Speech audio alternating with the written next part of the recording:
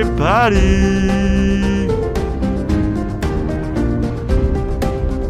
Turn this up in my headphones, Charles. Turning it up.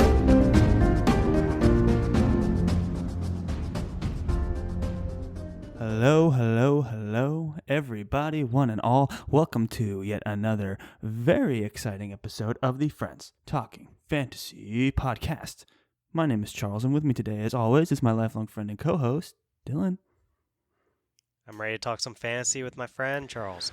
I'm ready to talk some fantasy with my friend as well, Dylan, and not just any fantasy, mind you. Today is a big day for the Friends Talking Fantasy Podcast. It's today that we are finally reading work from Lord Grimdark himself, Joe Abercrombie. Yeah, I mean, this one has been in the works for a while now. I think this might be the most talked about series on our podcast that's never gotten an episode solely dedicated to it. Would you say that's probably true, Charles? I would say that's probably true. Abercrombie is obviously a huge inspiration for both of us, and we bring him up all the time in our various character series and things like that. And it's almost an inevitability that we're here. It's like, well, we're definitely going to read this book. It's just kind of a matter of when, and when is today. Right. Once you got a task to do, it's better to do it than live with the fear of it, Charles. It's time to do it. It's very well said. So today we're entering the First Law Trilogy, Joe Abercrombie's first work, and we're starting with book 1, The Blade Itself. Right. And, say one thing for Joe Abercrombie. Charles say he writes some amazing characters. So I think that probably the best way for us to focus this when we do get into it is to center our discussion more around the characters than the plot, because we know for sure the Blade itself centers far more around the characters than it does around the plot. So right. Yes, that's very true. I say that with the most love possible. And so we are going to be talking about the events of the Blade itself without regard for not saying spoilers for this particular book. We won't, although Charles and I have both read this series multiple times at this point, or at least we've both read the book multiple times. Mm-hmm. We won't be going beyond the Blade itself. Mm-hmm. So if you've only read that first one, then you should be all good in this episode. But if you haven't read The Blade itself yet, well, time to get on it. I mean, this is one of the modern classics of fantasy and an incredible novel. But if you haven't, then you might want to turn this down in your headphones right about now, because we will be spoiling The Blade itself. Very well said. So let's get right into the story here. We open with none other than Logan Nine Fingers himself in the midst of an attack from the Shenka. You gotta watch out for those flatheads, Charles. You gotta watch out for those flatheads. And what's interesting about Logan right away is he's being...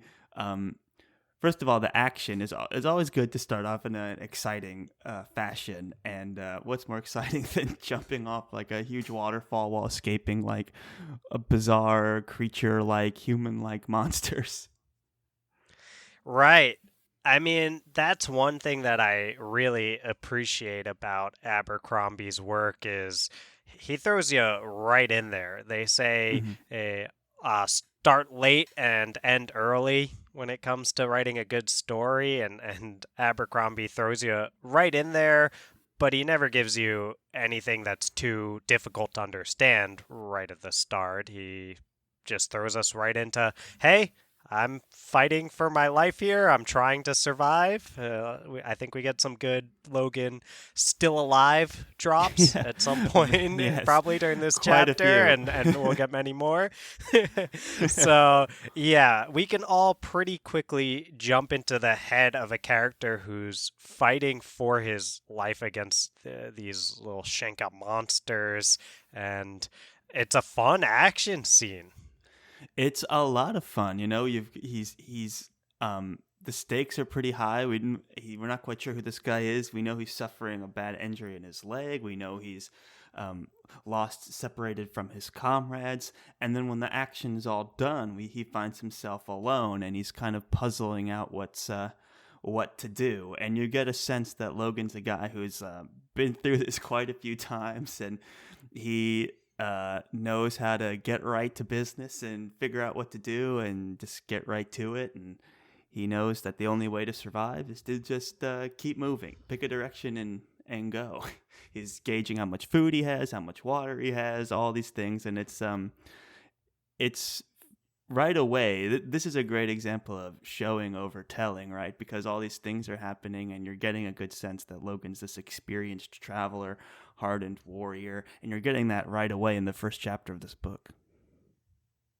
That you do. I think we had a conversation back when we were on Phantology podcast. We were talking about how, in Lord of the Rings, if someone, let's imagine someone got separated from a group of people in Lord of the Rings, it won't spoil anything. No. But those Lord of the Rings spoilers. So imagine that happens. They're probably going to go look for them because they're part of the group. But pretty early on, we're acquainted with what kind of story Joe Abercrombie is going to tell, which is one where if you're a hardened warrior and you get separated from your group, you have no idea where they are in the middle of nowhere, and you just gotten attacked by flatheads, then it's like, okay, well, they're dead. Time to move on with my life. And of course, we find out later that the dog man and his crew are still kicking for sure. But they think Logan's dead and they've moved on, and Logan thinks they're dead and he's ready to move on. So right, but you still move on. We do. But it's interestingly juxtaposed in these early moments with one of my favorite kind of relationships is Logan with his cook pot. Right. He does have these moments of sentimentality where he wrote off his crew because he's like, well, obviously they're dead and I have to move on, and that might seem cold and callous, but it's kind of the reality. He's gonna die. Like, Logan's gonna die if he tries to look for them, and especially since they're probably dead. But he's also lamenting about his cook pot that he's had with him through all these adventures, and he tries his best to hold on to it. And then his situation gets severe enough that he had to leave the poor cook pot behind. Right, and if I'm remembering correctly, Charles, he leaves the cook pot so he can carry Malachus' quad. Yes, exactly. So that's a great scene. Exactly. And I think it's really interesting. Logan has all these sayings, right? These axioms that he got from his father, and I've been trying to work some in when I can already. And what my favorite probably is you have to be realistic about these things. Yeah. And I think that saying plays a very important role throughout this story that we'll get into, I think, over and over again as we continue our buddy read. I'm sure we'll be talking about Logan sayings a lot.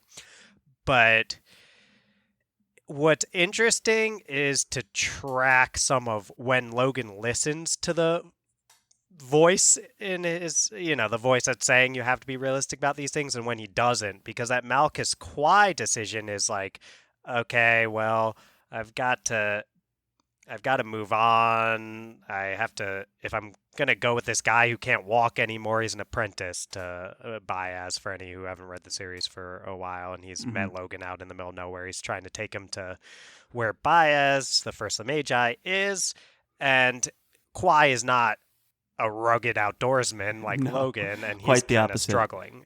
Right. And Logan realizes, I'm going to have to carry this guy, I think it's 40 miles, if I'm going to be able to get to where I need to go here. And he's just dead weight. But Logan, he's a complex guy. He's a kind of guy who you have to be realistic about things will cause him to use his spirit powers, which kind of seem to come out of nowhere, or to breathe fire in people's faces and kill them and things like that. But he's also then like pondering, hey, should I carry Malchus Quai or not? And he goes through this like, look, I've left people behind before, it happens, and all this kind of stuff. And he does think you have to be realistic about these things. But the Right, comrade he and ends it's up also leaving like, behind look, he actually is the has pot. yeah, poor Pot. Yeah, what's interesting So, is yeah.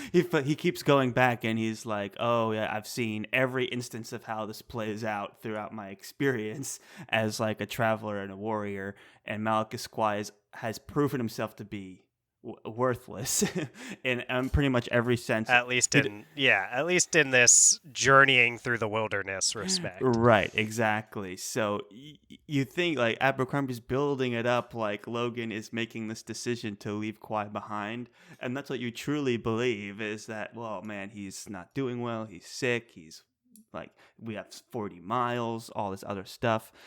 Best to be realistic about these things. And then what happens? He hauls him over his shoulder, gives him a little bit of water, and starts going. And he looks over his shoulder and is like, "So long, Pot."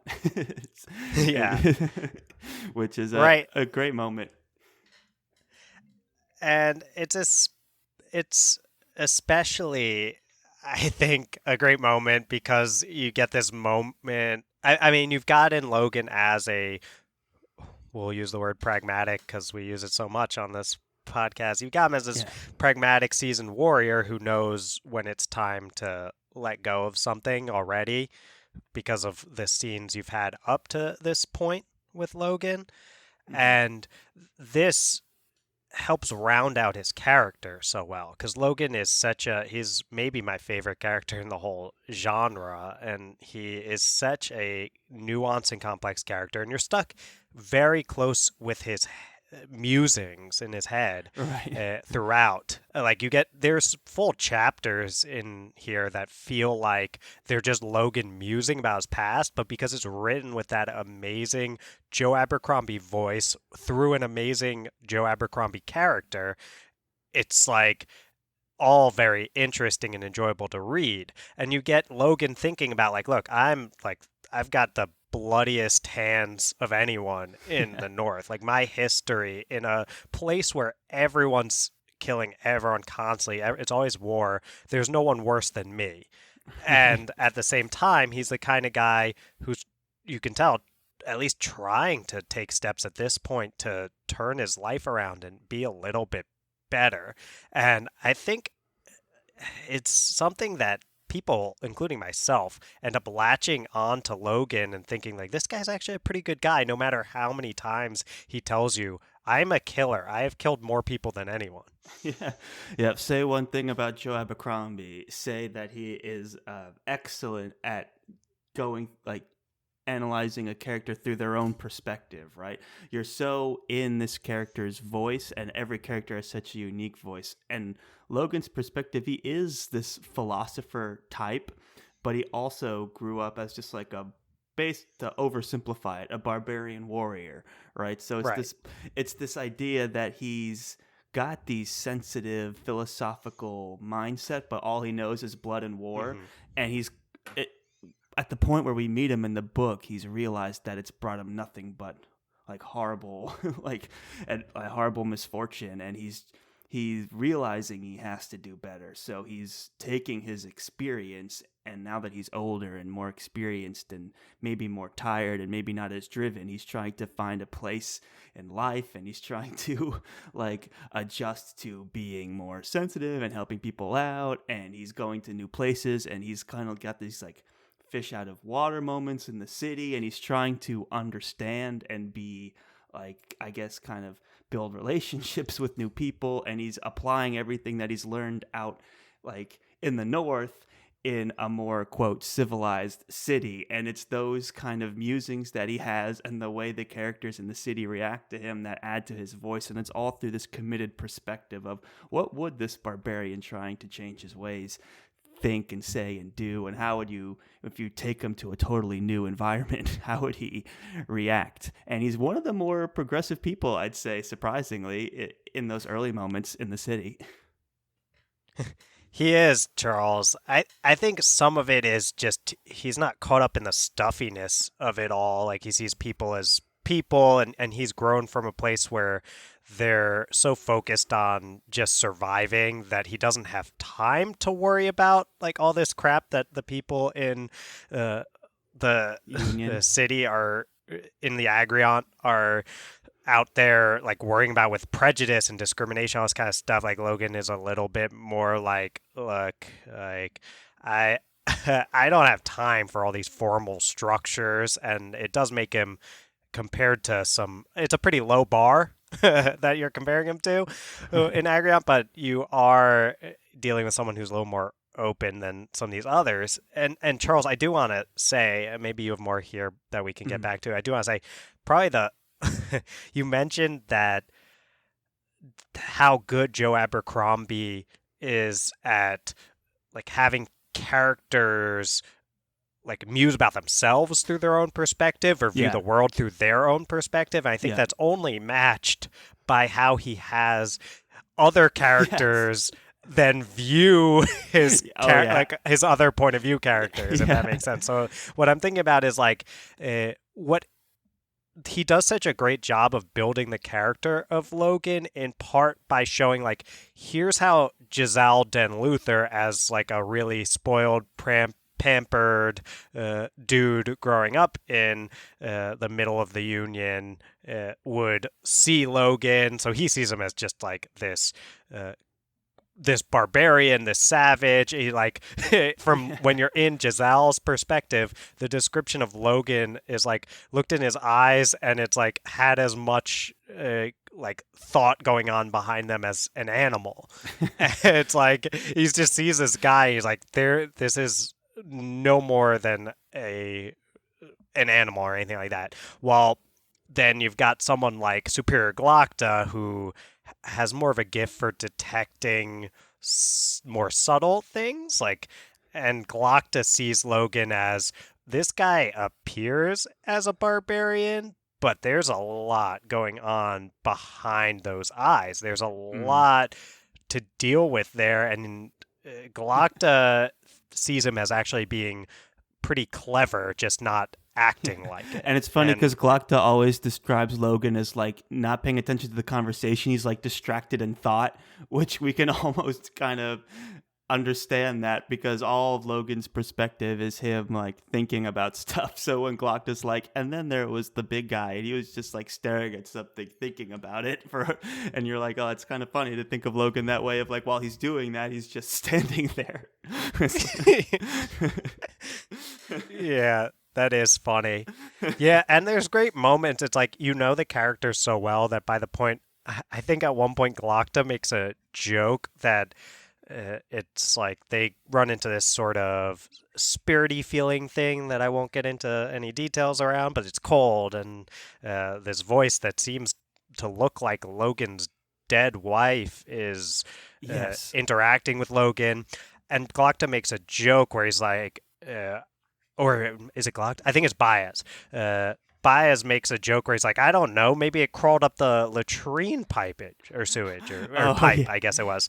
And you know from earlier, like, Logan has just learned about pipes. Yeah. And he's like, and you're in Glocta's perspective, and when Baez makes the joke about pipes, Logan's like, like he's very scared by the idea that like, oh, is this something that then a dangerous spirit could crawl through and hurt us? It's like, so I also read it as he was surprised to learn that the pipes were full of people's body movements. I think he was horrified to think that within the pipes is everyone like going to the bathroom, and he's staring at it like, oh, that's this possible. Is used for the bathroom. Like, that's how I read it. Like, because up to that moment he was like, you can't find anywhere to go to the bathroom, and he was thinking about peeing in a potted plant, and he's like, what are all these pipes? And then I think like when Baez made the joke about latrine pipes, he had this horrifying moment of like, wait, so all of the like pee goes through all these pipes, and he's like freaking I didn't even out. think of that. That's what I assumed it was. And so Glock is describing, he's like, he has wide eyes and he's staring at the pipes. That's yeah.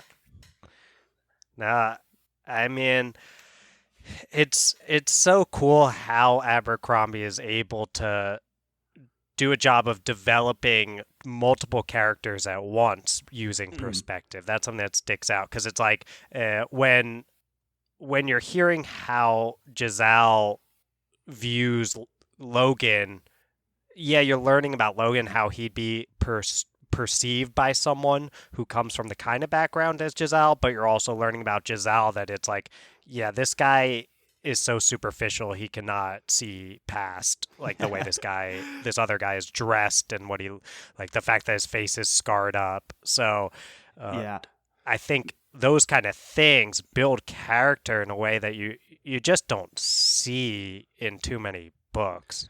Right. I mean, we've seen in a lot of other kinds of fantasy stories this idea of like putting someone who's more like lived out in the wilderness confronting a city, and we get these like, oh, you city folk are disconnected from nature, you know, like we've gotten that kind of trope before.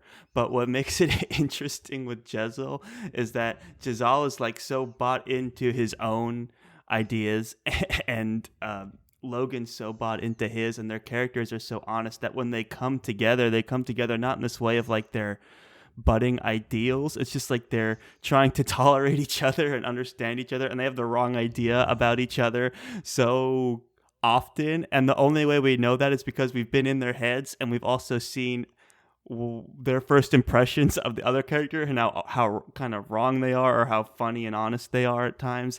And it's just it's funny without telling any jokes to read and see like how Giselle perceives Logan and Baez and how Glocta sees Logan. You know, it's like wow, we know these characters and we know that that's like kind of funny how it's either wrong or it hits on something a little too true. You know, it's really a unique experience to reading Joe Abercrombie, is how these characters play out both as they're perceived and as they think. For sure, Charles. I think you're talking about Giselle over here, and I've read the series a few times now. I think this might be my fourth read of this book. Right. It's at least my third. And but you can never have too many rereads of Joe Abercrombie's novels, Charles. I believe it. Yeah. And I think Giselle. So first off, I think the obvious ones, right, as the maybe the best characters in this series, Logan Nine Fingers, as we've been talking about, and then Sandin Glocta, who we'll certainly get into in great detail in this episode. And they definitely receive the most attention online or wherever you go in the fantasy communities. But I really do think that Giselle Den Luther is the most underrated character in this series, and it's because it's like on your first read you're like, this guy is so unlikable. It's like, why is the torturer and the like ruthless barbarian killer, why are they so much more likable than this guy who's like never killed anyone as far as we know, like never really hurt anyone, but he's just such a like self-obsessed jerk. I mean, it's like, he's quite the snob. Get over right, snob. Get over yourself. Yeah. So narcissistic. I mean, and the thing is, after you've read through it a couple times, you're kind of just taking a look at like, okay, what is this character? You know where they're going, those kind of things, and you're not as like just. Especially the first time around, you're maybe like trying to find a character that seems like a like nice enough or good enough person, right, where you're like, this is who I root for. Like these guys are all interesting, but I'm looking for the one I root for. And maybe Giselle on the outside seems like he fits an archetype of the like a young character training for greatness, like a nobleman. All these things that maybe could be the character that would be like the hero in a lot of these stories. And he's so distasteful, but it's so deliberate from Abercrombie, the ways that he's distasteful.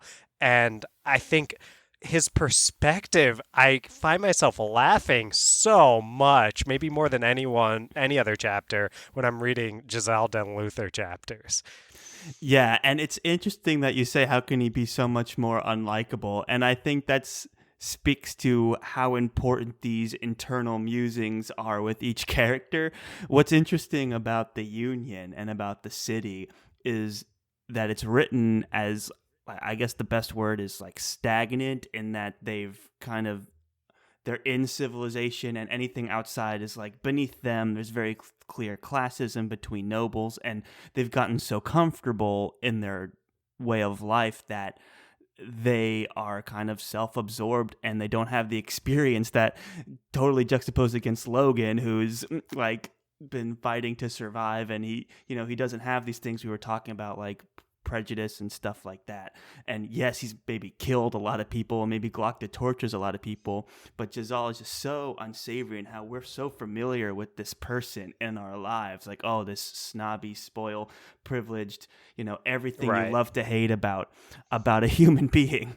And then you see the other characters also kind of love to slam dunk on him all the time, and like said he has no experience, and he's like, what's wrong with you guys? Are the weirdos. Like, I'm over here living my life, and like as a noble son, and I'm doing everything right. Like, I won the tournament. You haven't done anything, Baez. Like, so it's like why is Baez like in my way? Can you see I'm celebrating my victory right now? Like, those kind of moments. And that's what makes Jazal perhaps one of the best written characters in terms of like what you get from outside of his perspective. Like, Logan and Glocta have the best phrasings and musings, but like, to see how off base Jazal is on so many things because of the product of his environment is so amazing and rewarding. And I can see that on the reread getting more and more appreciated, because he is so well written in that respect. Oh, yeah. It's so, I mean, you used the word narcissist before, Charles, and I think that's pretty apt for describing. I mean, there's a scene he's looking in the mirror and admiring his chin and talking about how perfect it is. Yeah, we get a lot of chin musings, and it's like reflections on like, has there ever been such a noble jawline before, Charles? Yeah. And I think I wrote down in my notes as I was reading through this, I wrote down the word narcissist to describe Jazal when he's first going to go meet Artie. And that's West's sister. Call him West's sister, Artie. Yeah. For the listeners, if it's been a little while. And he arrives at the door, and he hears shouting on the inside. And, any normal person would be like, oh, no, like, are they fighting? Like, worried about what's going on the inside. Or maybe they're like, like, I'm curious what's happening. I want to know, like, all these kind of things, maybe a little bit more of a normal person's reaction to this thing. Right. And Jazal is such a narcissist that there's this line where he stood guiltily in the corridor, his ear drawing closer and closer to the wood, hoping to hear something complimentary about himself. Like, he's literally like, these people are shouting, ooh, like, it might be about me, and maybe they'll say something nice about me. Like, who wouldn't just go ahead and say something nice about me right now when they're shouting at each other?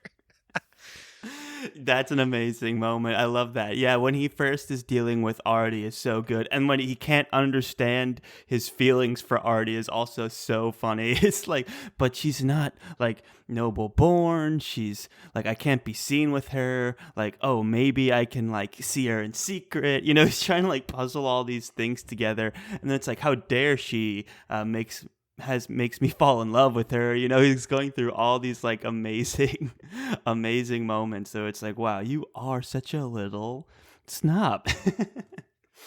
So, Charles, can we also say that Jazal goes through the most character growth in the Blade itself, in terms of, because he's actually, by the end of the Blade itself, like, he hasn't gotten to a point where we're really, if we take a step back and just look at where he's at, we're not impressed, but we're still like, from where you started, the fact that by the end he's like, well, I really couldn't have an arrangement where she's just like my mistress, because that would, or like I just where I have some sort of intimate relationship with her or where it's basically only serving me, like, right, because that would be bad for her.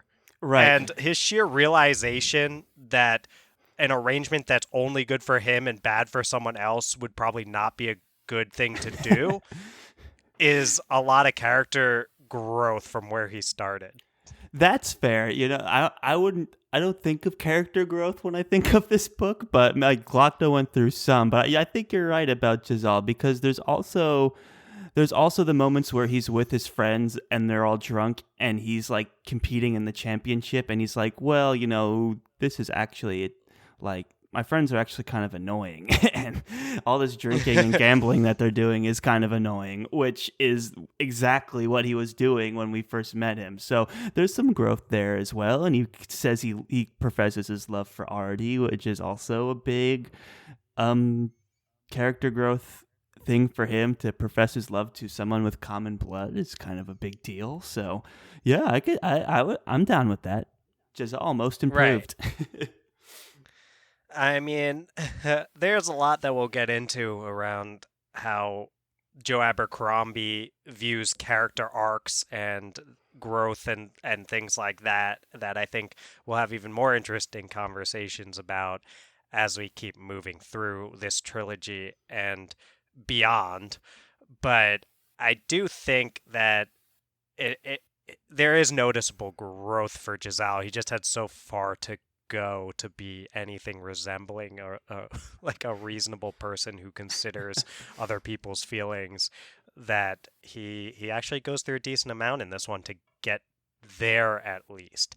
And it is interesting when he figures out why he is so interested in Artie, Charles. I always Yeah. thought that was such a Oh yes, it's such a that's an cool character interesting moment. moment, right? Because I forget the exact line, but it was something like because she was like different and made him feel like he wasn't the most noble guy in the room. She kind of took him down a few pegs. That made him like attracted to her. Like this idea that he had to earn his privilege with her was something very attractive to Giselle, because Giselle's the character that's been given everything, and the fact that he's earned her love is like the first thing he's probably ever earned in his whole life, and he's just enamored with her for that reason. And that was a really interesting like deep psychology thing for Giselle to kind of realize. And Abercrombie has a background in psychology, right? So there's a little bit I of that in believe there as that's what well. his like college degree is in. hmm so Is in yeah. psychology. Um, yeah, I think it's even a step farther than that, where it's basically Giselle realizes that she not only does she not like fall head over heels for him right away because he has a great jawline, but she basically seems to hold contempt for him. And he kind of deep down is somehow aware enough to figure out like he's a contemptible person. Like he's not like I wish I was able. I'm gonna keep looking a little bit on my Kindle highlights here because I think I would have highlighted it, but he basically knows at some level like he's not a person that anyone has any reason to like for anything but superficial means. And the fact that Artie treats him that way instead of treating him like he is a person to be adored, like you were saying, Charles, makes him feel like, oh, I actually have to go like not be a horrible person. Right. So And there's also this it's idea a of very like, interesting moment. because she very clearly doesn't care about his station or his looks or anything like that. The fact that she does start to open up to him makes him feel a deeper connection as well. It's like, oh, she doesn't like me because am winning the fencing tournament, or because of my perfect jaw, or because of my noble birth, or whatever. So that's another piece of it. Right. Although I think the more I read this, more it's very clear. I think that Artie's basically hanging out with Giselle because she is so lonely and Yeah. bored. Yeah. I And no mean, one's giving her any attention, especially her brother. right. Column West is there's a lot there, but he is basically ignoring her while he is looking to advance his own place among nobles because he's a commoner himself, and it's a very difficult it's very difficult to make your way in that world when you're a commoner in the Hmm. Agriont. Absolutely. And I guess Giselle is like this guy that, like, one, is paying attention to her, and two, that is someone she can, like, you know, converse with, and it's like, oh, he's just like a stupid guy. Like, I can like talk circles around him. He's kind of interesting to like speak to, and that, and things like that. So I think in some way she sees something to, and Wes does not want them to be together, and I think that's also a huge piece of it as well. It's like Wes's worst nightmare, and she's like, ooh, this is perfect. Why did Giselle just become that much more interesting? So Yeah. Yeah, that's a good point. There's definitely a piece to it of getting back at West, who she holds some. I think more than anything, she's trying to get his attention. She's trying to get Wes's attention. Trying to get his attention is probably fair, Charles. Yeah. And she's very frustrated with him throughout because she kind of had some high hopes that she would come to the Agriont and he would show her around, take care of her and interact with her, and actually she would not be bored all the time. And she doesn't get that. She's probably more bored than ever because she doesn't know anyone, and at least Giselle is hanging out with her, and like you said, nothing gets her brother more annoyed than her hanging There's out with also Giselle. the excessive drinking as well, as could be one of the reasons could be considered that it's a way of acting out, kind of. Another is that she's probably an alcoholic, but like it's one of those things where it's like, oh, welcome home, brother. I'm like super drunk. Doesn't that make you like crazy? Go kind of moments that we got. And I don't know if we're ready to get into those moments, but that's some of my favorite dialogue in the whole book. It just stands out above the rest of the book. I was like surprised. I was like, whoa, like, this is where we get the best Artie dialogue is the Artie West conversations. Like, that was surprising. Artie, yeah. Artie's dialogue is, I think, some of the best written in the book because I think she has a very dry sense of humor, and she's always making these witty remarks. And that's, who has a dry sense of humor and always makes witty remarks? Joe Abercrombie. So I think it's very easy for him to write that voice, and it comes through. So she has great dialogue, and her interactions with Colum speak to a history there that obviously feels like a brother and sister relationship that started way, way before this book was ever written. So credit to Abercrombie for being able to write that. And while we're still on Giselle, and maybe we'll shift after some of this, there's a great line where Column's reflecting on how Giselle is kind of, it's to be expected that Giselle would let him down because he's such a contemptible person.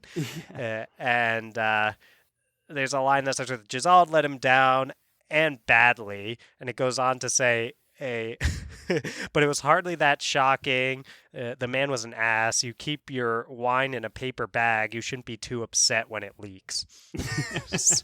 Yeah, and I love when he wins the contest and Gorse is like congratulating him and stuff. He's like, why is this guy talking to me? I just won. Like, how soon can I get away from him? And like, he's so ready to accept that he won fair and square, even though it was obviously some kind of weird magical force took over, but he's so narcissistic that he believes he's won. And then he's like, why are all these people at my dinner? Like, why do I have the unfortunate luck to sit next to some of these weirdos? And then like, why are all these people trying to congratulate me? I'm just trying to like go on, like, why would you talk to me? You lost, loser, go away.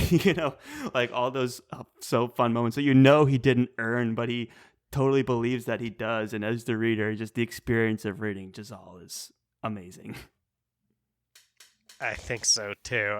And maybe the only person who's actually suspicious of Giselle outside the people who actually directly know that he had magical aid is none other than Sanden Glokta. Glokta. Suspicion itself. Exactly. Always asking questions, that one.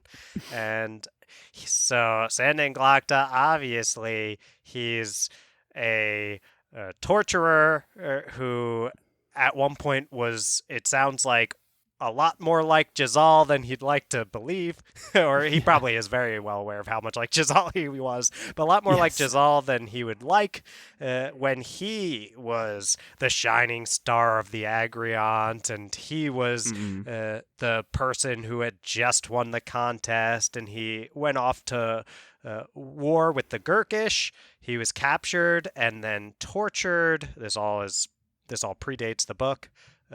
Although I will say, Charles, a little drop for the Sharp End short story book. It does have a short story where you get to see Sandin Glokta when he was the Oh, master swordsman and all this kind of stuff. that's funny. And about to, and West is in it. And he's about to head off to fight the Gurkish, so right before he gets captured. And I think the perspective character in that one is Salem Ruse. So it's a very Salem Ruse. Oh yeah, yeah. he comes up a couple times. Ruse is always in the mix. Yeah. So anyway, I think definitely worth checking that one out. And I do think it'd be nice for us to cover Sharp Ends on the show at some point. But we we do meet Glokta way after he's been tortured, and now he's kind of living out this weird life where he's been tortured so much himself that it's made him very well equipped to torture other people, and that's how he makes his living. That's right. And he's an inquisitor. He's asking questions and trying to find out answers. That's right. He's proven to be a pretty sharp mind, and it's interesting to juxtapose his torturing with his reflection on how he was tortured and how, like, he has the crick in his neck that hurts when he's, like, cutting into somebody. You know, it was like how it's like you would think that someone who was tortured would probably be a little too triggered by torturing, but he goes into it and he's exceptionally good at it. And to hear his musings about, like, oh, this is the point where they do this. It's like, oh, we're getting to this step already. Or, wow, this guy's surprisingly resilient. You know, like, he's so familiar with the procedural aspect of torturing. And you get that from, like, his inner musings. It's like, oh, wow, I'm surprised that this guy hasn't cracked yet. But, you know, I've been surprised before. And they all cave in at the end. And, like, you know, those kinds of things. It's, like, super fascinating and also super intense to read. Because Joe does not pull back on a lot of the details in these torture scenes. No. And I think that's rightfully so, because you need to understand exactly to what extent Glokta goes in his torturing to get the full perspective of his character. That you do. And something I was trying to keep an eye on here is when we do get the gruesome details you're describing there of Glokta torturing other people, why is it that he is arguably the most beloved character in the First Law?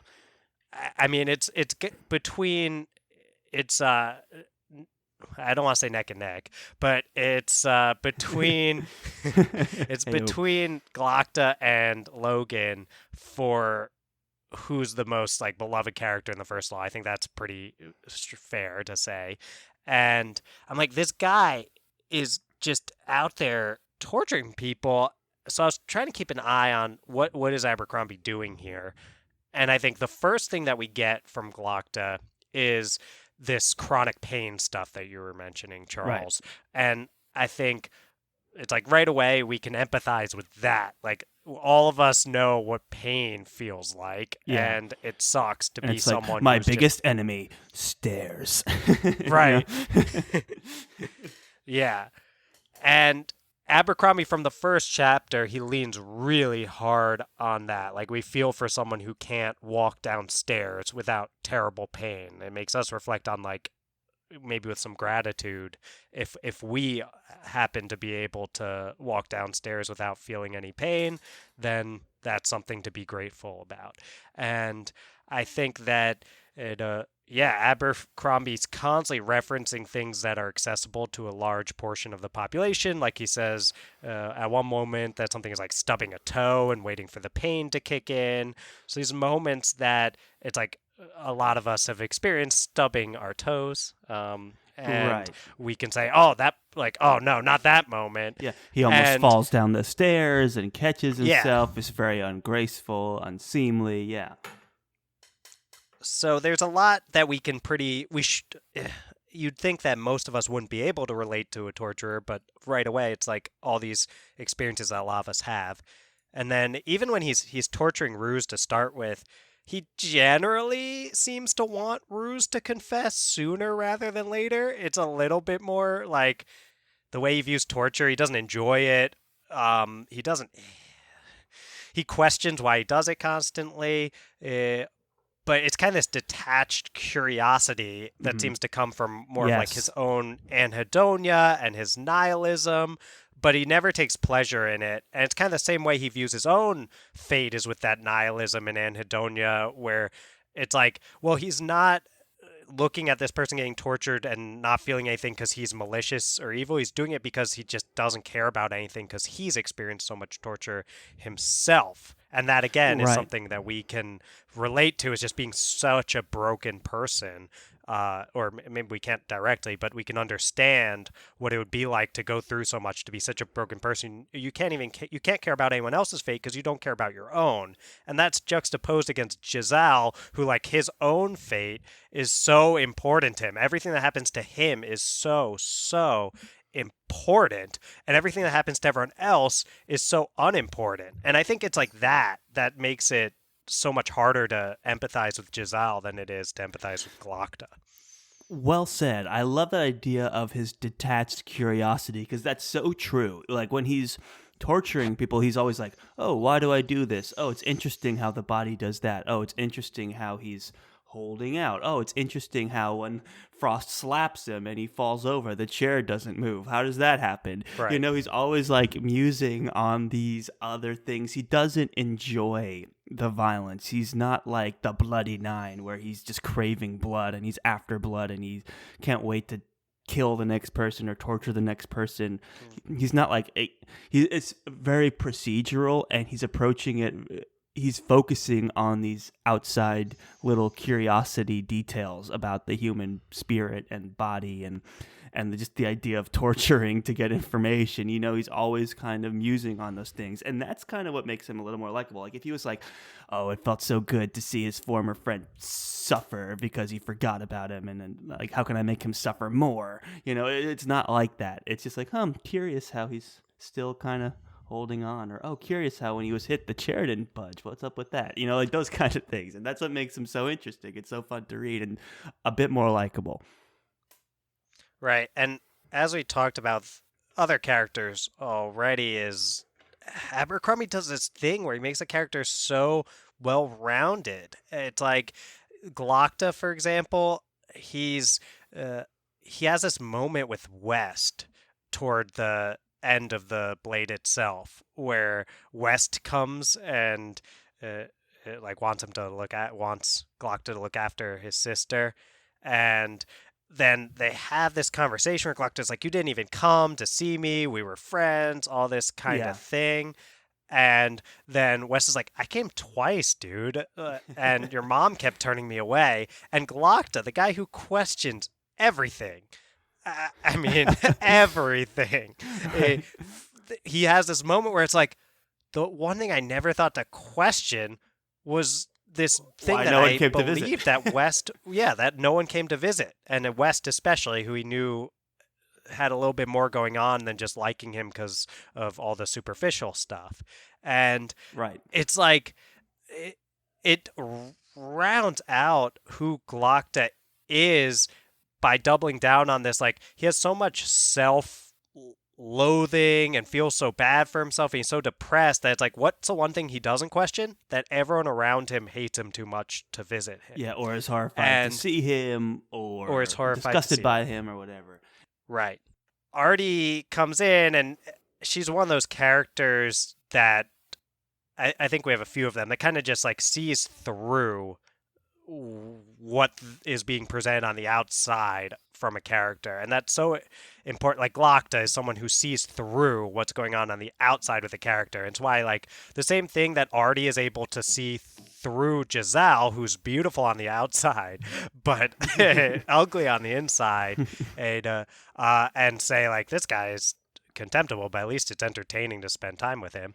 And then see with Glokta, okay, yeah, this guy's a torturer, and he's obviously gone through a lot with all of the torture he's been through, but say, like, there's something more going on there, and she's at least willing to give him a chance. Right. I think speaks a lot to Artie as a character. Right. And how Abercrombie-esque is it that the character that's most accepting and like understanding is also the one that couldn't care any less, or the most indifferent character, you know? She's the one that's like, oh, whatever, no one pays attention to me. Yeah. Like, I'm talking to you because I'm bored, and like, I don't really care what you have going on because I'm so bored and hollow that it doesn't matter. It's like, that's very Abercrombie of like, then that's the character that's the most accepting. It's not the one that just is full of love and is trying to make everyone feel better. Yeah, it's like, oh, Glokta, cheer up, buddy. Like, people should be more tolerant of you. She's just like, you seem interesting just because I'm so dead inside that anything that is is different is interesting to me, and if it piques my curiosity, I'm like invested as a piece of her. I think she's also genuinely interested in Glokta as well, like as a person, but she's also just so indifferent and like kind of numb that she's just like rolling with it as well. Yeah, that makes sense. And she's also one of the only characters to have a pretty normal, not too prejudiced exchange with Logan for similar reasons. It was a short-lived conversation. They're just like, we have nothing in common to talk about here. The conversation did not last very long. No, it did not last very long, but there was none of the discrimination that comes with Logan's interactions with almost everyone else when he's in the Agriant. So give Artie credit there. Yes. And she's probably also more used to Northmen, given where she's from. That's true. Anglin, yeah. But yeah, so I think there's so much to Glokta, though, that is left to talk about. I think that I don't know. He's so interesting in his internal monologue. Like I think the way that Abercrombie uses those like italics, you know what I'm talking about, which is basically to symbolize like, okay, this is directly what Glokta is thinking now. Right. And he always juxtaposes the italics of what Glokta's actually thinking right next to these pieces of dialogue where Glokta will like directly contradict that. Yes. Or sometimes he'll like talk to a character and then he'll be like, how soon until like I'm the guy that's gonna be dead, or like when is my body gonna turn up for messing with this guy, you know, or things like that. Like, it's very funny. Like, he's always like, I'm playing a dangerous game here, and you know what, I'm probably gonna be the next one to die. Like, why wouldn't I be? Yeah, and he gets himself embroiled in all of these really dangerous situations that are really interesting to read about, and it's the kind of stuff that only someone who basically was being driven more by that detached curiosity that we were talking about, Charles, than any sense of self-preservation would get themselves into. And we as readers have the benefit of a detached curiosity oftentimes, where, you know, we're not in any real danger when any of these events are playing out. So it's fun to be able to be in a character's head who's like, yeah, I'm going to go in there and check out what's going on with this mystery because, yeah, I could die and maybe other characters would avoid it because of that, but I'm not really worried about dying. He's like, oh, arrest the most powerful person in the guild. That's probably going to make some enemies, but hey, let's see where it goes, kind of a thing is very interesting. I will also just give a shout out to what is he looking forward to? Valen and Balk. Oh yes, he's even willing to look into Valen and Balk, which was like, Archlector's like, dude, Archlector's just kind of, it's funny. He's like, no, it's probably not important. This, that, he tells this whole story where it's like, okay, what? It's like, Okay, that's going to be an interesting thing to try and remember. But I want to just give credit real quick while we're talking about Glokta and his juxtaposition of his inner dialogue to his actual dialogue. The narrator of the Sure. audiobook, Stephen Pacey, does a really interesting. He has like a lispy accent for when he Yeah. uses Glokta's speaking voice, and then Glokta's internal voice is almost like the before he was tortured, like more of this like high noble accent kind of thing, which is really interesting to see back and forth because you get this sense that Glokta is two people. He's this battered body, and then he's also this conniving person, and it comes through in the audiobooks with the choice to do two different voices because it almost is two different voices. It's like this was the man that I like, all the stuff I'm holding on to, and this is the reality I'm forced to deal with. It's super interesting in the audiobook to read it as two voices. For sure. And Stephen Pacey is incredible. I've done reading it physically and in now multiple forms, Kindle, book, and now I've also listened to the audiobook, and Stephen Pacey is phenomenal. Yes. I mean, they just don't make him like Stephen Pacey, Charles. That guy. Say one thing about Stephen Pacey. Say he's a good audiobook narrator. Yeah, well, it's the only thing I know about Stephen Pacey. So if I had to say one thing, it'd probably be that. So yep. What's interesting is kind of how the story is structured. Is you kind of get these POV characters for the first half of the book separately, but you get a payoff in the second half when they all come together. And for me, like we kind of talked about this moment a little bit of when Glokta is interrogating everybody, like Baez and Logan, and he speaks with Jazal, and like the second half of this book where they're all together and Baez has brought the crew into the city and they're trying to navigate each other, and we finally see everybody starting to interact, and it's like a second experience in this book. It's truly fascinating. Yeah, for sure, Charles. I mean, even just what we're talking about there with like when Logan is meeting Artie, let's say, and it's like, oh, whoa, these two. I didn't know we'd get that. Or then Logan's interacting with West is another, Column West, I should say. Mm-hmm. And you get to, again, get these moments where characters are like simultaneously developed. Like Logan is being developed at the same time as Column is being developed, in the sense that Column can see again past the superficial with Logan of just like, this is some guy from the north. Column's from a little further north and has had more interactions. And even while Logan is pulling some of your favorite fish out of water type stuff, and he's trying to eat the flowers at the table when he's seated next to West, you have West who's like, look, yeah, of course he's trying to eat the flowers because like this is so foreign to him, he'd have no idea. Yeah, he's like, I don't think those are for West, eating. And then he's like, how did it taste? Yeah. All that funny stuff, yeah. Right. But West is also willing to say like, hey, well, you might not know about this, but you have some sort of experience that could be valuable. And he's just kind of picking his brain. He's like, oh, do you know Bethod? And Logan knows a lot about Bethod. Yeah. So then he's giving Column all this really great military, like strategic advice, and Column doesn't care what he looks like or how many flowers he eats. He's willing to hear all of that. And I think to bring Column into the forefront a little bit, who I think is one of the most interesting character. I mean, it's a tough crowd to stand out among with such amazing characters, but Column, another I think like underrated character in the mix here. He is arguably, especially like early on, the person that's easiest to see as a like seemingly more standard, like nice or heroic seems or strong, lawful but, good kind of. Well, yeah, sure.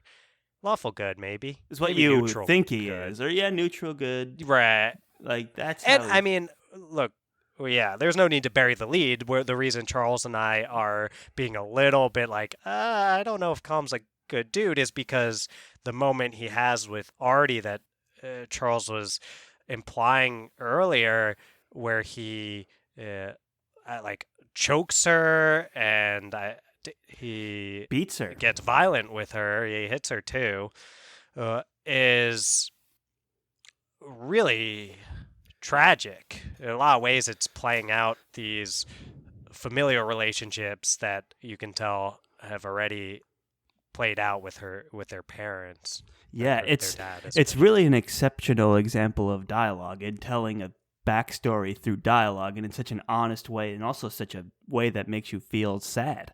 And we've seen Wes, like, he gets headaches when he's frustrated, right. And you don't necessarily see the signs that he's battling an anger issue, but you get the sense that maybe he's, clearly he's showing some signs of having an anger problem, and you might not perceive that right away because he's like always on the right end of what he's trying to do, and he's got a sympathetic background of like pulled up. He's like the only one in the city that's pulled himself up by his own bootstraps. He's like the right. only one that earned his place, and so he's just trying to exist in a world where everyone is like prejudiced and privileged and all that. So you can sympathize with that being frustrating. So when he's like talking to someone and they're saying some like privileged, obnoxious stuff, and he's like, "Oh, my headache," and you're like, I empathize with you. But what you don't realize until you get to this moment with Artie, and this is such a great example of, again, showing over telling, of like, we have no idea what his backstory really was. We knew that he was an upstart and would do anything to get ahead, but it's through this conversation that we realized he, like, hey, when you left me behind, and you left me with Dad, and Dad was abusive, and you knew that when you left. And then you see Wes, who now has this anger problem. It's like the cycle continues, and he lashes out at her, and she's drinking, she's drunk, she's also shows signs of abuse, and like all this comes down in this one super dramatic, almost like out of nowhere. Like, where did this beautiful piece, almost reads like a stage play, come from? And like how amazing it was written. And that scene always sticks out to me. I'm like, this is the best scene of dialogue in this book by a long shot. Just so well written.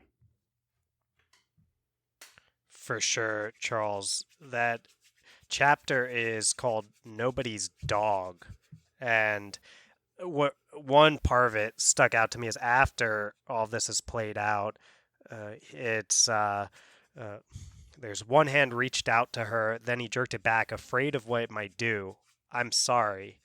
He was always sorry. Don't you remember?"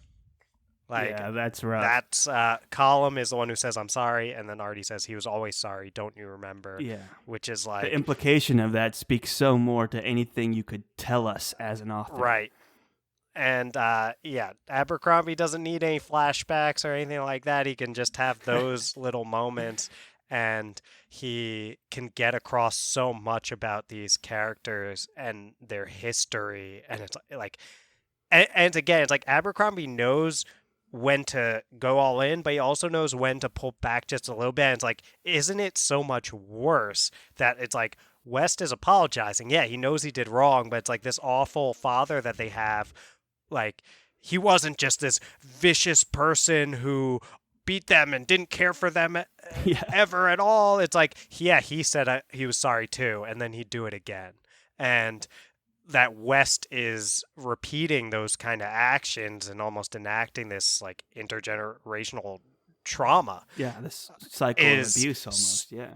Yes, is so much, it cuts so much deeper than would something that was a little more one-dimensional, like, oh yeah, our father was a real jerk who never said he was sorry. It's like, no, it's worse because he would, and then he'd do it again. Right, and it's not even so much about the dad as it is about the fallout from it. And now here's two people, Artie and Colum, who have both clearly been affected by that, and we're not realizing that until this moment. And then it's progressed to another level where Colum actually hits Artie, and it's just like so intense in that moment. Yeah, it's brutal, and it's it built so well, Charles. I know, as, like, shot for shot of Colum, like, yeah, just hurting Artie, and you're like, whoa. like you kind of don't see it coming, but you kind of do at the same time. It's like this is an extreme thing for Wes, but it's been something that's been bubbling and brooding the whole book. That it has. And you get moments that definitely tell you he's capable of these kind of things, but it's very intentionally been told and not shown to this point. And that's like from Giselle's perspective, who we're always like, okay, well, take everything that this guy says with a grain of salt. He has a reflection that's like, well, he'd always heard that Colum had quite the temper, but he never thought it'd be turned on him.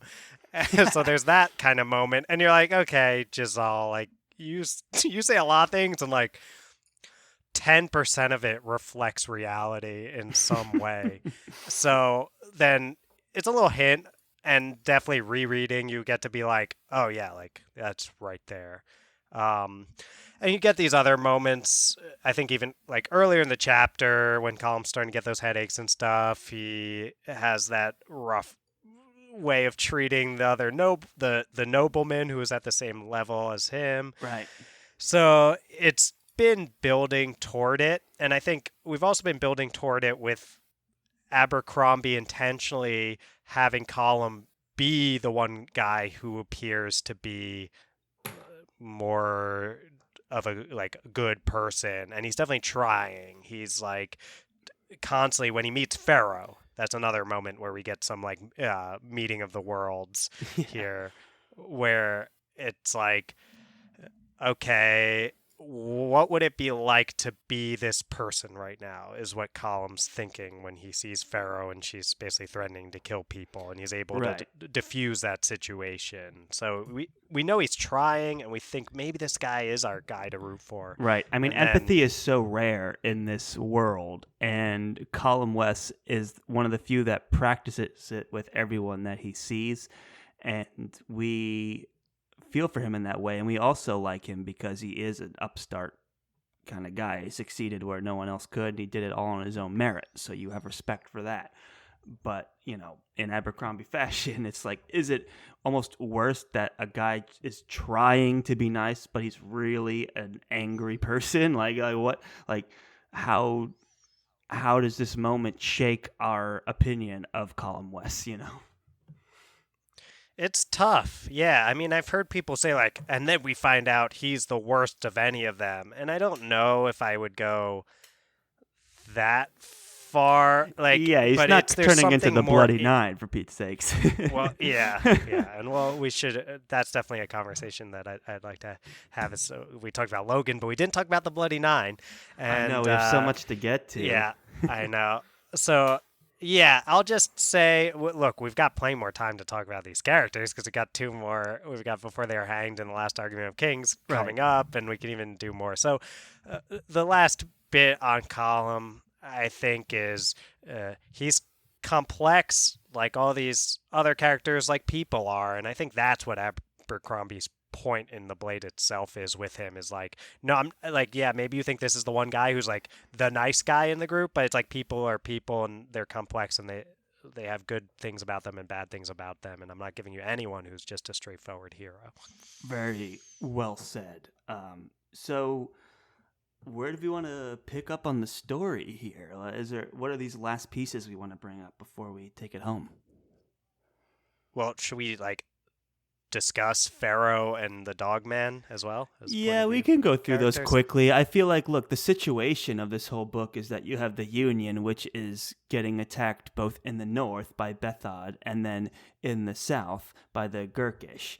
And so I think what the Dogman does is give you more context of what's going on in the north, and then Pharaoh gives you a little context of what it's like in the south. And, you know, there's also this other piece to Pharaoh that Baez is kind of hinting at that we're not sure, like Baez and is it Yulway are talking, and they say that, oh, there's something special about her or whatever, and so that's kind of interesting. But that's how I saw them in this book, of like just providing a little extra context to the greater world outside of the Union, to understand the two threats that are simultaneously coming in. That's fair, Charles. I mean, I think you're doing the Dogman dirty a little bit there. I think He's like fun to read. Like, I love he's a learning. good I love character. all the cast of that band of Northmen. You know, they're all super interesting, and it's again this idea of showing over telling, where like they're like right when we see them, they're fighting over who's in charge and what to do, and they somehow through their own, they're not quote civilized, but they do have a very effective way of like putting aside their differences and coming together. And it's hard to think of anyone like Black Dow getting along with anybody, but they somehow get it together and they're highly effective. And it's fun to see that, where it's like, oh, it's so easy to think that these are barbarians, but they have their way of doing things, and their experience is having them like run circles around the Union. So it's interesting to read those. I'm just, they're not as critical to the plot, if there even is a story that's critical to the plot in this book. But yeah, I love the Dogman for sure. I don't want to feel like I'm doing him dirty. Don't do the Dogman dirty, Charles. I mean, I think he's an interesting character that maybe gives us some. His chapters, I think, give us some realism to these fight scenes that you rarely get in any novel. Like, that's an Abercrombie thing in general, is that fight scenes are full of tripping and like mishaps and all this kind of stuff that would actually happen if you were in a fight. But I think fantasy novels have a tendency sometimes to go more cinematic. Yeah, more epic, yeah. Right. I mean, it's like people don't go around like tripping and falling over themselves in Brandon Sanderson's fight scenes, and both or in Lord Abercrombie of the Rings. or Lord of the Rings. Sure, Lord of the Rings, you're so far above the fight scene that it's like. Anyway, I won't. But point being, Brandon Sanderson and Abercrombie both write like incredible fight scenes, but Sanderson goes for the things that would make these incredible moments in like an anime or a movie or something very cinematic, and Abercrombie goes to this like, well, is it real though? Like, is this how this would actually happen? And people are always like missing their missing their shots and falling over themselves. So I think Dogman, and he always has to take a piss before every fight, which I think is a fun little thing, is like you never imagine that, but it's like what makes these characters feel so much like people is like, of course, the Dogman is someone who, although he's this named man, is like, oh, God, I gotta take a piss. Gonna have to fight right now? He always has to pee right before the action, which is a funny, really specific detail. Right. I think they bring a great, color, and it's kind of breaks up everything that's going on in the Union as well. It's good pacing. It's like a little spice on top of the dish, the Dogman scenes. Yeah. And Pharaoh, a little more of probably the least popular character from this. I was able to get a little more appreciation out of her reading it this time than I have in the past, but probably no one wants to hear us go on and on about Pharaoh. So if you do, then tweet at us at the FTF Podcast. I'm sure she'll come back. I'll chat Pharaoh with you. Yeah, definitely. So I guess like the only other person we would be remiss to not talk about, and maybe it'll help bring it all home, is the great Baez himself. First of the Magi. Of course. Right. And so, where every character goes through growth and is interacting with each other, Baez remains unchanged and unamused. He's the force of nature that knows everything and is driving the whole situation. And it's so fun to read him kind of managing everybody, and like when he's crossed, how mad he gets, these little things about him that you're like, something's going on with this Baez character. And he's really super interesting when you consider all the like tropes of fantasy that like Baez is coming in and like totally breaking all of those. He's not a character you'd find in Lord of the Rings at all. Right. But it feels like he's pretty deliberately what happens when Joe Abercrombie writes a Gandalf type. Yes, right? Like we so 100%. easily can slot him into like, oh, it's Gandalf. Like every book needs a good Gandalf. Yeah. And Abercrombie is like, sure, I'll give you this elderly wizard type who's been around for centuries and puts fellowships together, and we have him as pretty much a force that gathers everyone together, and you can tell has a particular use for everyone he's gathering. We get a little bit of like Pharaoh overhearing Baez's conversation, and he's got some plots, but we're introduced to him in a way that always sticks out to me, Right. where we get this moment where at first it's like we're expecting the Magi, or like We're in first of Logan's the Magi. POV. We're in Logan's POV, and Logan mistakes, I think, a couple people for Baez before he actually he goes to meets every Baez, person and in a robe with a long beard and is like, oh, hi, Baez. And they're like, what? I'm not Baez. Because they look like traditional wizards, I think is like the... right, is especially one of them. I think it's like the person in charge of the library. It's like Right. exactly what you'd expect a wizard to look like. And he's like, here's the guy. Yeah. And it was actually this guy that Logan thought was a butcher. Like already Logan had seen the person. It was like, oh, there's some butcher. And it's just some bald-headed dude. And then that guy's like, the guy turns out to be Baez, who's this legendary first of the Magi. It's always a very interesting introduction. And it's interesting also, I can tell that Joe Abercrombie had this thought experiment of like, what if you had the powers of Gandalf, right? Where you understood everything and you've been around for a really long time and you could do incredible things and you had basically a force of nature as a power. You would probably, not be amused by people at all. You'd probably be like, I don't have, like, you're so a lower level. I basically... am not interested. He's just like, I know what's best for you, trust me, and kind of drags them along. It's like, oh, you don't need to know. It's because it's not your business. Like all these kinds of things that make him seem a little more abrasive. He's got a bit of a short fuse when it comes to being patient or maybe like having a temper. He's also he's like, you talk to me that way? I'm Baez. Who do you think you're talking to? So it's like all these like really funny isms about Baez that's so contradict. Like Gandalf is like, oh, I love all creatures. And they're what makes me so happy. And Baez is like doing his own thing. It's really interesting to see that. Right. Baez, he seems to be able to, at will, bounce back and forth from fitting the role of a little bit more of this like Gandalf type when he feels he needs to be. We're not in his point of view, so we don't really know what's going on in his head. Mm-hmm. Though that would be something I'd love to see one day. That's like a short story. Yeah. But it's like, I'd love a short Joe. We need to get in the mind of Baez. Which you definitely aren't.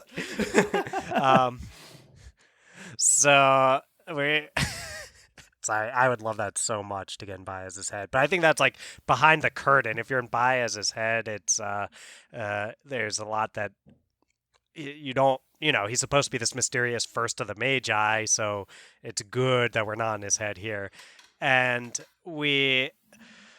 we get the sense that Baez wants to appear a little bit more Gandalf-y at times. He's even willing to dress up in how people would expect a Gandalf type to show up. Because this is what Baez is supposed to look like. Yeah, there's that moment where they the costume shop. I love that. Where it's like right before they address the court. They're like, we need to stop somewhere first. He's like, get me the. And then Logan's like, these clothes are very impractical and uncomfortable and silly and makes me feel ridiculous. And these guys, Baez and Kwai have these long wizard robes, and Logan's wearing the like furry leather armor. It's like theater troupe costumes, and then the crowd like buys into it immediately, so it's just like, yeah, I'm just kind of pandering to these people just because it's easier to look the part than it is to try and be how we normally are, which is so funny. Exactly. And there are these moments, Charles, where you do see what you're talking about too, where he is very impatient about the fact that he is Baez, and we know already as readers pretty early on, like, oh, this guy is legit using magic, like this is Baez. Yeah. And then he arrives at the Union, and he's like a figure that may or may not existed from history in their eyes, and he's gotta like jump through all of these hoops in order to regain his seat on the closed cancel, and he does see everyone as being very ungrateful for a person who's played a critical role in setting up their entire government. So we get to see that side you're talking about, Charles, where there's a little bit of frustration from Baez toward his because like the these generations of humanity are very short, so it's like all these things they're enjoying are like the direct result of Baez, and no one seems to know. And not only do they not seem to know, but they're giving him all this grief at the same time. It's like, what are you talking about? We've always had this. We're a proud people. We've done. And he's like, what? So that's always a fun piece of the story to go back to. Yeah, and the one person who's probably most suspicious of Charles is none other than Pharaoh. Yes. She's just about suspicious of everyone. But we do have these Pharaoh moments in the Blade itself where she's kind of looking around and she's seeing like Kwai, and she's like, okay, he's no threat. Like, you gotta keep an eye on everyone, but if there's ever someone not to keep an eye on, it's this guy. And then she's looking at Logan, and she's like, okay, I can just see in the way this guy moves, he's ridiculously dangerous. And then, despite how dangerous she perceives Logan as, she looks at Baez, and she's like, there's something with this guy that I just do not trust. And if I have to kill someone here, I'm killing this guy first, no matter how dangerous Pharaoh, like, okay, gotta kill Baez quick, first and quick. It's like, okay, Pharaoh, whatever you say. Vengeance, Charles. So, yeah, Pharaoh also punches Baez, which is pretty, I think, pretty bold when we think about everything that Baez can do. I mean, he burst someone, right? He just made someone who's coming at him pop, basically. Yeah, turned to a bloody mist. Fire, yeah. Right? Yeah. And he can shoot fire, all this kind of stuff, and Pharaoh freaking punches him. Is pretty interesting moment. No one else really has dared do that to Baez. Yeah, and Baez kind of laughs it off, right? He's like, oh yes, you're who I'm looking for. Well, Baez has these moments with Pharaoh where it's like, at first you get these like, Pharaoh noticed a flash of something like dark across Baez's face, right. But then Baez turned all of a sudden kindly and was doing his little like, it's basically like, that is Baez, right? It's like, he's trying to get what he's trying to get done, and he is having these moments where it's like, something's off there, something's beneath this, and then you get these like, oh, it's better for me to be a Gandalf type right now, so I'm going to be a Gandalf type. Right. If that's going to help me. Right, exactly. He's willing to play the part to get what he wants, and he's super good at working that. And Pharaoh is the most likely to see through all that stuff because she's very much like binary, like hate or don't care. So she cuts through all the BS sometimes, and it's interesting to see her interactions with Baez and those kinds of things. Yeah. No, it's going to be an interesting ride here, Charles. We pretty much end up with Baez having gathered his little fellowship. Yes. And the fellowship is basically Baez, Kwai, Logan, Jezal, and Pharaoh, much to Jezal's chagrin. he's not happy. Right, there's also Brother Longfoot as well, the guy. Oh, yes. Cannot forget the ever-talented Brother Longfoot. One of his many talents is hiding, and he must have hid from me when I was recalling those characters. Well said. So, yeah. So they're off to go on some sort of adventure here, Charles. And we're used to fellowships in fantasy, so I'm sure all will go just standard fantasy fellowship style, right? Yep. I'm sure the good will defeat the evil and all that. I'm sure they'll go on many adventures and quests, and all kinds of exciting things will happen. Well said. And otherwise, we've got Glocta heading off to defend a city against the Gurkish. Superior of Dagaska. Superior of Dagaska, yeah. So Dagaska is a border city that is in trouble here because the feeling the Gurkish heat are from the getting more and Gurkish. more. Yep. Yeah. So, and good then luck, Glocta. We've got the other side. Yeah, good luck, Glocta. And we've also got the other side up north where we'll have eyes from Column West, from the Dogman. Yep. And we're excited, Charles. The stage is set, Dylan. Stage is set. The pieces are on the board. See what happens. Right. All right. Any parting words on the First Law before we bring it home? Oh, we didn't talk about the Bloody Nine, Charles. The Bloody Nine, yes, of course. It's almost like a total writing style shift once Logan gets in the thick of battle. And it starts with like, oh no, I thought you were gone, please. And then the perspective, just total tonal shift into the Bloody Nine, where he's just like reveling in the gore and the violence, and he's looking for more people to kill. And there's that moment where he's like, and then there's another person where the voice in the back of his head said not to hurt, but he didn't care. He was the Bloody Nine, you know? So it's like that's him like wanting to kill a pharaoh. So it's like, you know how unhinged he is. It's almost like split personality disorder. That'd be dissociative identity disorder, Charles. Thank you. So, yeah, the Bloody Nine, it's very interesting because throughout the book, we get acquainted with Logan, and he keeps telling us how many horrible things he's done, and we've gotten to see when push comes to shove, he does have to be realistic about these things. We know you can never have too many knives and all that, and he's killed people during the Blade itself, so we know he's willing to do that, but we've never seen him do anything in cold blood, really, to this point. We've heard him talk about doing it, and then he ends up in this dire straits situation, and he ends up feeling a little something creeping up. There's the lead into it is so great, Charles. It's there's all things come to an end, but some only lie still, forgotten. There is a cold feeling in Logan's stomach, a feeling he hadn't felt for a long time. No, he whispered, I'm free of you, but it was too late. Too late. And then it goes right into that total tonal shift where just the way the Bloody Nine sees the world is so different from the way that Logan sees the world. And he's just wants nothing more than blood. And at least to this point, I won't spoil what we do or don't know from anything later on in the First Law.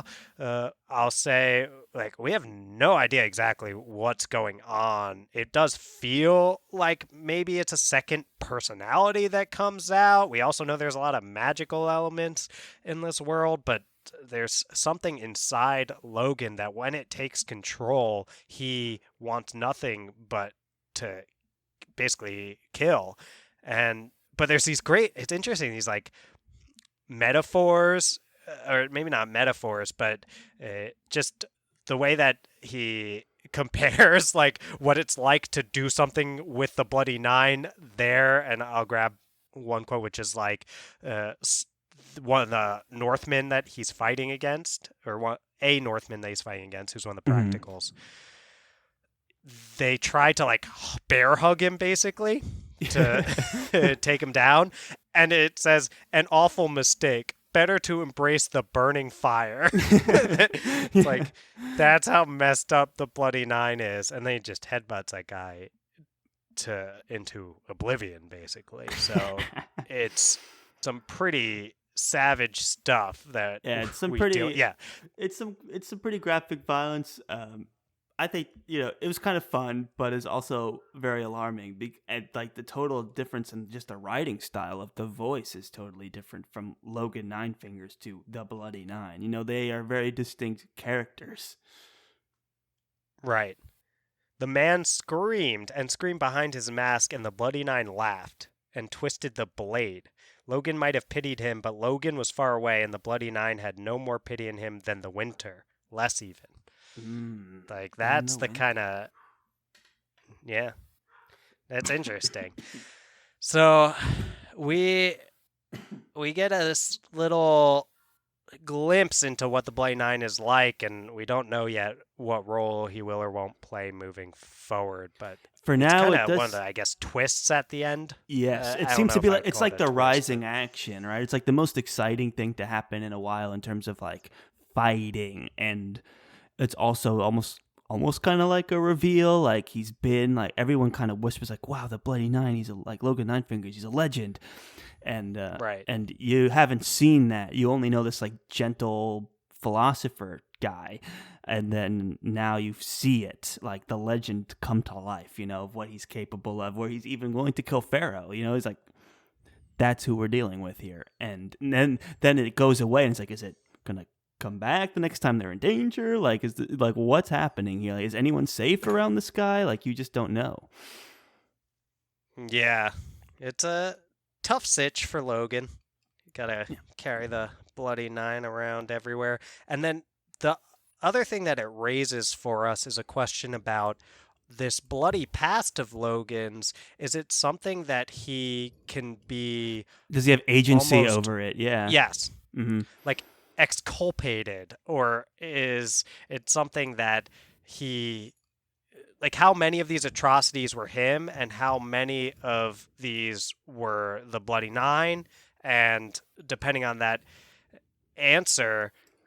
then how much can we fault or blame Logan for these things? True. So we've got a lot left to explore around that in the next couple books or so.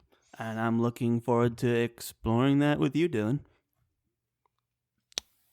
Nothing better than exploring the world of the First Law with my buddy Charles. I know. I'm so excited we're here. I had such a fun time reading this. It was my second read through, and it was like I was reading it for the first time. It's so fun, and Abercrombie's voice is so unique and so funny, and just it's a great book for fantasy fans to pick up because it does such a good job in the genre.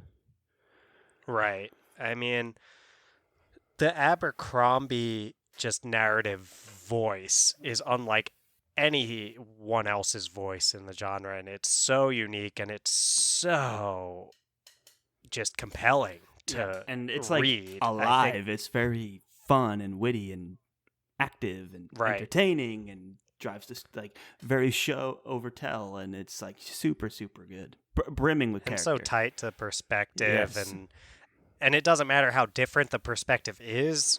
Abercrombie finds a way to write that perspective in a way that feels both truthful and ridiculously entertaining. Yes. It's like, no matter what, you're in for a good ride with any character in the First Law or anything Abercrombie writes. Yep. Say one thing about Joe Abercrombie. Say his books are a good ride. Well said, Charles. Thank you. And with that, I think I'm going to bring us out of here.